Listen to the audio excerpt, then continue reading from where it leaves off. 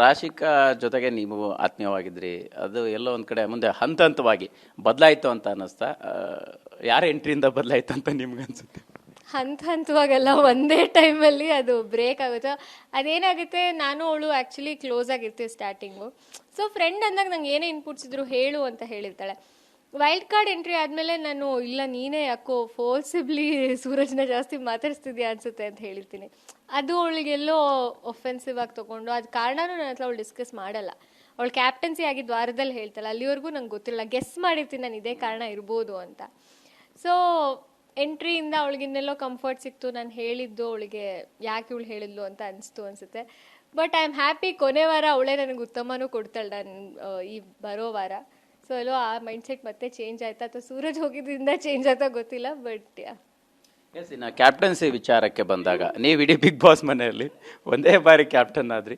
So ಅದನ್ನು ಕೂಡ ಉಳಿಸ್ಕೊಳ್ಳೋಕ್ಕೆಲ್ಲ ಕೂಡ ಸಾಧ್ಯ ಆಗಲಿಲ್ಲ ಅಂತ ಅನ್ನಿಸ್ತಾ? ಅಂತಂದರೆ ನಿಮಗೆಲ್ಲ ಕಾಲಿಗೆ ಪೆಟ್ಟಾಗಿರುವಂಥ ಸನ್ನಿವೇಶ. ಸೊ ಆ ಘಟನೆ ಹೇಗಾಯಿತು, ಏನು ಕ್ಯಾಪ್ಟನ್ಸಿ ಬಗ್ಗೆ ಹೇಳೋದಾದರೆ? ಕ್ಯಾಪ್ಟನ್ಸಿ ಒಂಥರ ಕೈಗೆ ಬಂದಿತ್ತು ಬಾಯಿಗೆ ಬಂದಿಲ್ಲ ಅಂತ ಹೇಳಬೇಕಾ ಅಂತ ಗೊತ್ತಿಲ್ಲ. ಯಾಕೆಂದರೆ ಮನೇಲಿ ಕ್ಯಾಪ್ಟನ್ ಆಗೋದು ನನ್ನ ಪ್ರಕಾರ, ಕ್ಯಾಪ್ಟನ್ ಆದವ್ರಿಗೆ ಆ ವಾರ ತುಂಬ ಅವ್ರ ವ್ಯಕ್ತಿತ್ವ ಏನು ಅಂತ ಜನಕ್ಕೆ ತೋರ್ಸಕ್ಕೆ ತುಂಬ ಜಾಗ ಸಿಗುತ್ತೆ, ತುಂಬ ಸ್ಪೇಸ್ ಸಿಗುತ್ತೆ, ತುಂಬ ಅಟೆನ್ಷನ್ ಇರುತ್ತೆ, ಅಧಿಕಾರ ಇರುತ್ತೆ ಅಂತೆಲ್ಲ ನನ್ನ ತಲೆಯಲ್ಲಿತ್ತು. ಬಟ್ ಆ ವಾರ ನಾನು ಕಾಲೇಟ್ ಮಾಡ್ಕೊಂಡು ತುಂಬ ರಿಗ್ರೆಟ್ ಮಾಡ್ತೀನಿ. ಯಾಕಂದರೆ ನಾನು ಅಭಿನ ಚೂಸ್ ಮಾಡಿರ್ತೀನಿ. ಅಭಿ ಟಾಸ್ಕಲ್ಲಿ ಚೆನ್ನಾಗಿದ್ದಾನೆ, ಕಂಫರ್ಟಬಲ್ ಆಗಿ ಆಡ್ತಾನೆ, ಕಾಮಾಗಿರ್ತಾನೆ ಅನ್ನೋ ಪರ್ಸ್ಪೆಕ್ಟಿವಲ್ಲಿ ಅವ್ರನ್ನ ಚೂಸ್ ಮಾಡಿರ್ತೀನಿ. ಆಟ ಆಡಬೇಕು ಅನ್ನೋ ಜೋಶಲ್ಲೇ ಆಟ ಆಡೋಕ್ಕೋಗಿ ನಂಗೆ ಕಾಲಿಗೆ ಏಟಾಗುತ್ತೆ. ಅದೆಲ್ಲೋ ಚೈತ್ರಕ್ಕಂಗೆ ಹೋಗಿ ನಂಗೆ ಅವ್ರು ವಿನ್ ಆದಾಗ್ಲೂ ಅಯ್ಯೋ ನಾನು ಇದನ್ನ ಆಟ ಆಡಿಲ್ಲ, ತಗೋಬೇಕಾ ಬೇಡವಾ ಅನ್ನೋದೇ ಇರುತ್ತೆ. ಅದು ಹೋದಾಗ ತುಂಬ ಬೇಜಾರಾಗಲ್ಲ ನನಗೆ. ಯಾಕೆಂದರೆ ನಾನು ಆಟ ಆಡಿರಲ್ಲ, ಆಡದೇ ಬಂತು, ಲಕ್ಕಿಂದ ಬಂತು ಅಂತೇನು, ಅದು ಯಾಕೆ ಬೇಕು, ಗುಡ್ ದ್ಯಾಟ್ ಇಟ್ ವೆಂಟ್ ಅಂತಲೇ ಸ್ವಲ್ಪ ಅನಿಸಿದೆ ಜಾಸ್ತಿ.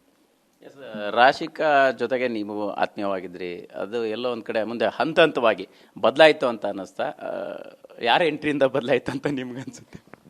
ಹಂತವಾಗೆಲ್ಲ ಒಂದೇ ಟೈಮಲ್ಲಿ ಅದು ಬ್ರೇಕ್ ಆಗುತ್ತೆ.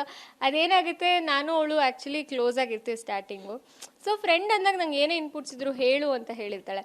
ವೈಲ್ಡ್ ಕಾರ್ಡ್ ಎಂಟ್ರಿ ಆದಮೇಲೆ ನಾನು ಇಲ್ಲ ನೀನೇ ಯಾಕೋ ಫೋರ್ಸಿಬ್ಲಿ ಸೂರಜ್ನ ಜಾಸ್ತಿ ಮಾತಾಡಿಸ್ತಿದ್ಯಾ ಅನ್ಸುತ್ತೆ ಅಂತ ಹೇಳಿರ್ತೀನಿ. ಅದು ಅವಳಿಗೆಲ್ಲೋ ಒಫೆನ್ಸಿವ್ ಆಗಿ ತೊಗೊಂಡು, ಅದು ಕಾರಣನೂ ನನ್ನ ಹತ್ರ ಅವಳು ಡಿಸ್ಕಸ್ ಮಾಡಲ್ಲ. ಅವಳು ಕ್ಯಾಪ್ಟನ್ಸಿ ಆಗಿದ್ದು ವಾರದಲ್ಲಿ ಹೇಳ್ತಾಳೆ, ಅಲ್ಲಿವರೆಗೂ ನಂಗೆ ಗೊತ್ತಿಲ್ಲ, ಗೆಸ್ ಮಾಡಿರ್ತೀನಿ ನಾನು ಇದೇ ಕಾರಣ ಇರ್ಬೋದು ಅಂತ. ಸೊ ಎಂಟ್ರಿಯಿಂದ ಅವಳಿಗಿನ್ನೆಲ್ಲೋ ಕಂಫರ್ಟ್ ಸಿಕ್ತು. ನಾನು ಹೇಳಿದ್ದು ಅವಳಿಗೆ ಯಾಕೆ ಇವಳು ಹೇಳಿದ್ಲು ಅಂತ ಅನಿಸ್ತು ಅನಿಸುತ್ತೆ. ಬಟ್ ಐ ಆಮ್ ಹ್ಯಾಪಿ, ಕೊನೆ ವಾರ ಅವಳೇ ನನಗೆ ಉತ್ತಮನೂ ಕೊಡ್ತಾಳೆ ನಾನು ಈ ಬರೋ ವಾರ.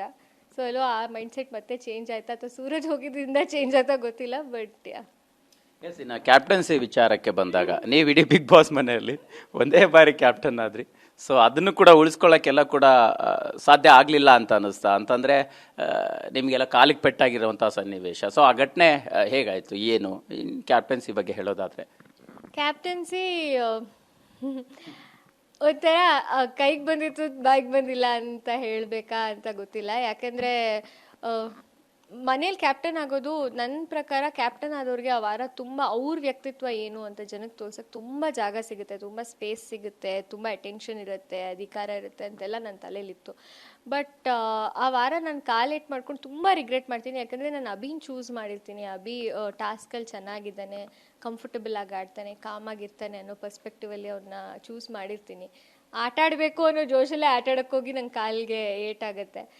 ಅದೆಲ್ಲೋ ಚೈತ್ರಕ್ಕಂಗೆ ಹೋಗಿ ನಂಗೆ ಅವ್ರು ವಿನ್ ಆದಾಗ್ಲೂ ಅಯ್ಯೋ ನಾನು ಇದನ್ನ ಆಟ ಆಡಿಲ್ಲ, ತಗೋಬೇಕಾ ಬೇಡವಾ ಅನ್ನೋದೇ ಇರುತ್ತೆ.